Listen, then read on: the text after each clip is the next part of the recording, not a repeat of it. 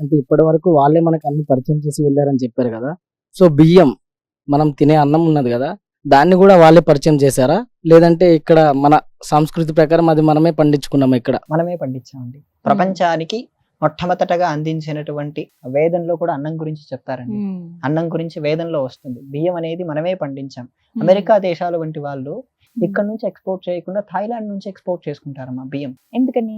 వాళ్ళకి ఆ విషయం అడిగితే ఇక్కడ ఉండేటువంటి నాణ్యత తెలియదట.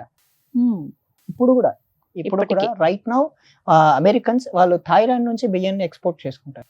నేను అది కొంతమంది వాళ్ళతో మాట్లాడినప్పుడు, ఎందుకంటే మాకు వాటి గురించి ఏమీ తెలియదు, ఏవేవో విషయాలు చెప్తారు. భారతదేశం నుంచి సున్నా కనుగొనబడిందని, భారతదేశం అంటే వైజ్ఞానిక దేశం కాకుండా మూఢత్వం అని, ఈ ఆడవాళ్ళను పెళ్ళయిన తర్వాత భర్త చనిపోతే వాళ్ళతో ముసళ్ళతో తొక్కి చంపించేవారని చెప్పి విష ప్రచారాలు చేసేవారు.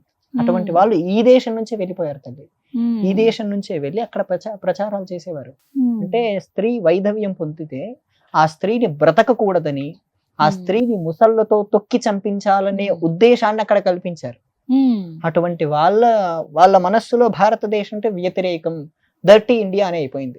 అటువంటి వాళ్ళ ఉద్దేశాన్ని మనం పోగొట్టడానికి స్వామి వివేకానంద 1893లో వెళ్ళినప్పుడు ఇదే ప్రశ్నలు అడిగారు ఆయన్ని.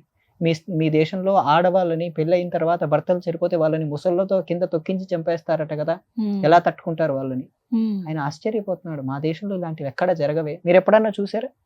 వినలేదు.